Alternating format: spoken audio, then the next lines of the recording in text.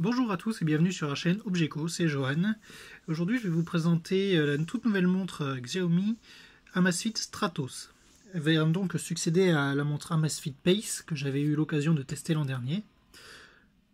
Donc elle reprend la plupart des caractéristiques de son aîné, à savoir un écran réflectif qui est en permanence allumé, une couronne. Donc tout le contour de la montre est en céramique, tout comme son ancêtre. Pareil. L'écran fait la même taille, même résolution, même définition. Les composants internes sont les mêmes. Il y a quand même pas mal de choses qui changent. Déjà à commencer par le design, comme vous pouvez le voir. La Amazfit Stratos a quand même un look plus classique, on va dire, que la Amazfit Pace. Elle est aussi légèrement plus grande. Même si l'écran, lui, ne change pas de taille, elle reste un peu plus grande. Elle intègre aussi des boutons qui servent à naviguer dans l'interface, à valider des actions. On retrouve aussi le capteur de rythme cardiaque, comme sur le précédent modèle. La coque elle est composée en fibre de verre. Au niveau du look, il y a franchement un très beau look, moi j'aime beaucoup. Au niveau de l'interface, pas de gros changements, si ce n'est comme je le disais, le déplacement avec les boutons.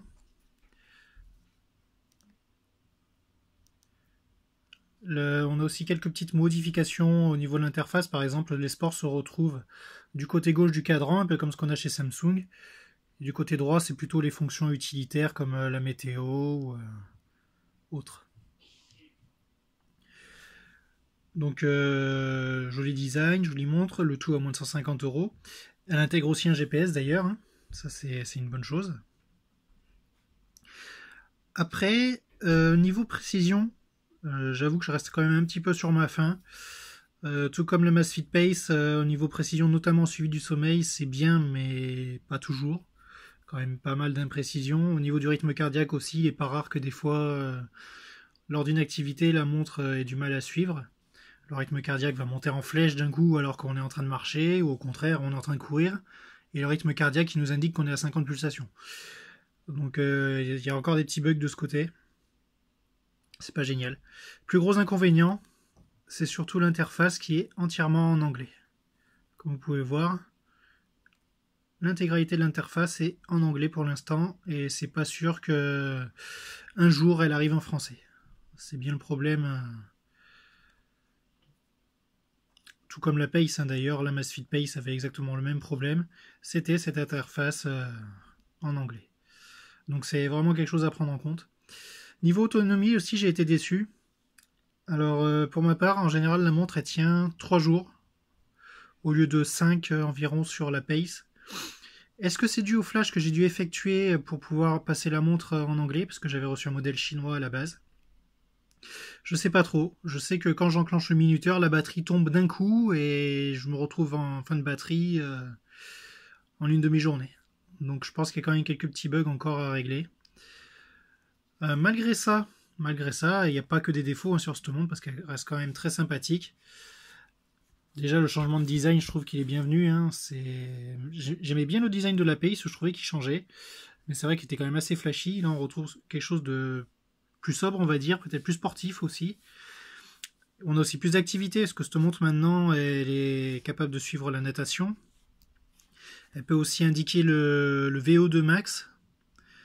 Ça, c'est une chose que ne pouvait pas faire la Pace à son époque, et ne peut toujours pas d'ailleurs. Donc, bon, franchement, j'aime bien cette montre. Que dire? L'application aussi. L'application a été revue.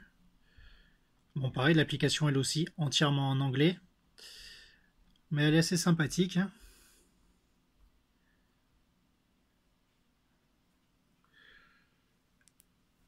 Donc voilà, pour ma part, c'est pour 150 €. Si vous n'avez pas les moyens d'acheter une montre Garmin qui coûte quand même 300 ou 400 € pour faire un suivi costaud du sport, je pense que la Stratos c'est une bonne alternative. Parce que ce modèle peut même faire le triathlon. Donc après voilà, si ce n'est ces petits bugs qui restent d'une version à l'autre, qui j'espère seront résolus d'ailleurs dans le futur avec de futures mises à jour, ce qui est quand même régulièrement. Ça reste une bonne montre. Au niveau de la précision du GPS, c'est correct. Il y a quand même des fois où il y a quand même un écart de 5 ou 10 mètres par rapport à la position réelle.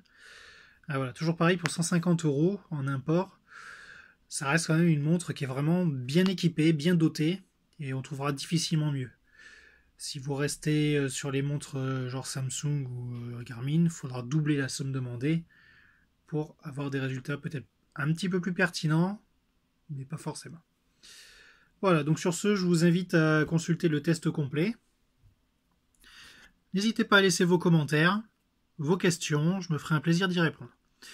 Et je vous dis à une prochaine vidéo, et cette fois-ci, on testera une montre connectée sous Android Wear, Wear OS, un nouveau nom d'Android Wear, la TicWatch Express.